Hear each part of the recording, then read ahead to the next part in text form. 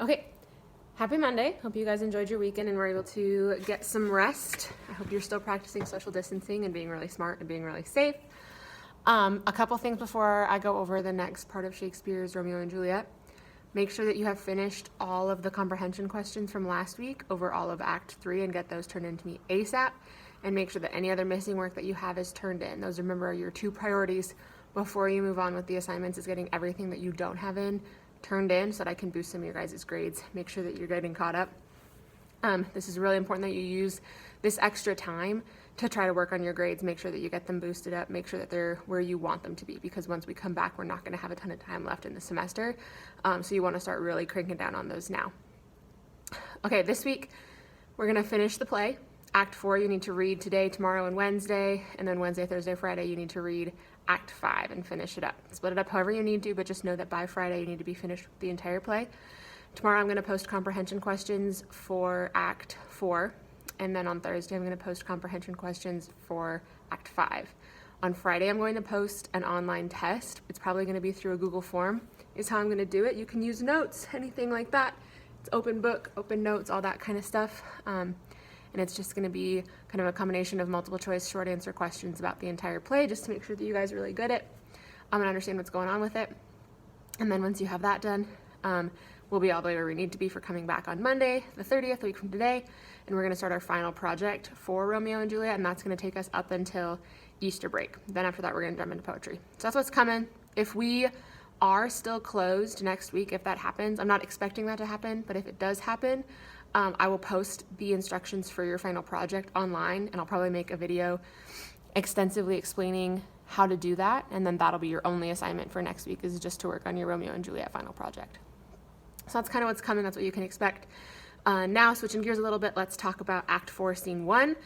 We come up with Romeo and Juliet's final plan in this scene. This is when we see Friar Laurence help Juliet establish her getaway plan, how they plan to deal with the whole conundrum of Paris wanting to marry her on Thursday, of Romeo's banishment, all that. They come up with a solution in this scene. So it's a pretty important scene, and a lot happens in it. So the scene starts with Paris talking to Friar Laurence. We can assume that he's probably there talking to Friar Laurence about the wedding. He wants Friar Laurence to perform the marriage ceremony, and he's probably asking him if he would do that on Thursday, kind of what to expect, kind of just doing the rundown of what this wedding is going to look like. And then Juliet comes because she wants to talk to Friar Laurence about Romeo and about making a plan to meet up with him in Mantua. So we see Paris very confident in this marriage, talking to Friar Laurence as if he's already married to Juliet. He talks to Juliet as if he's in love with her, as if he is confident that she loves him back. He's pretty confident in this marriage, and so he talks to her basically saying, look, this marriage is going to be a good thing. When you're married to me, you'll stop crying so much over Tybalt, because remember, her whole family thinks that that's the reason why she's so upset. They don't know about her and Romeo. When you're married to me, this will all be kind of simmered over. We'll have a happy new beginning to our lives together, basically. And Juliet is not on board with that, so she kind of beats around the bush. She never gives him an explicit answer to anything, and just kind of says, well, I need to talk to Friar Laurence, so I need you to get out of here. And he kind of thinks she's just like flirting with him by being so coy, but really we know that she doesn't want to give him a straight answer because she's already married, and she has absolutely no intention of marrying him on Thursday, but she can't outright say that right now. She has to be smart about what she says. So Paris leaves, thinking that Juliet is just there to confess her sins to Friar Laurence, as would be pretty traditional within that time. It's still traditional if you're a Catholic to go and confess to a priest. It's a similar concept. So Juliet's alone with the friar, and she kind of freaks out and says, I need your help. I have a plan that I'm going to kill myself if we can't figure out a way for me to get out of this situation. I'm not going to marry Paris. Like, under no means will this happen. If we can't establish a plan for me to get away with Romeo, then I have this knife, and this is how I'm going to die. And Friar Laurence kind of tries to calm her down and says, listen, that's a little rash. I think we can get you out of this without you having to actually kill yourself, but it's similar because we'll pretend that you're dead. And so Juliet's like, what do you mean? And then he tells her, listen, tomorrow night, I need you to be all alone. Don't let the nurse see you, anything like that. Drink this vial that I'm going to give you. It has this kind of mixture in it, because remember, he's also, he worked with all those herbs and all those medicines. He's the apothecary in Verona. So he also knows how to kind of create medicines and stuff like that. He's pretty smart in that area as well. So he says, I'm going to give you this vial with this liquid in it.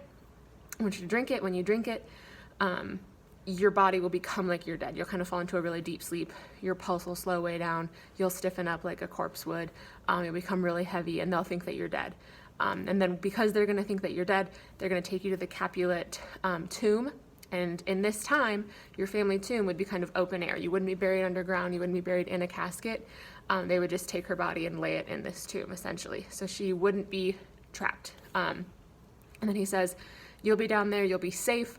We'll send Romeo to go get you once you wake up. And then once you're awake, your family's going to think you're dead. So you can freely escape to Mantua with Romeo, and no one will ever be the wiser because they're just going to think that you're dead the whole time. So they'll be mourning you. And Juliet agrees to this plan. She takes the vial. And she heads back home.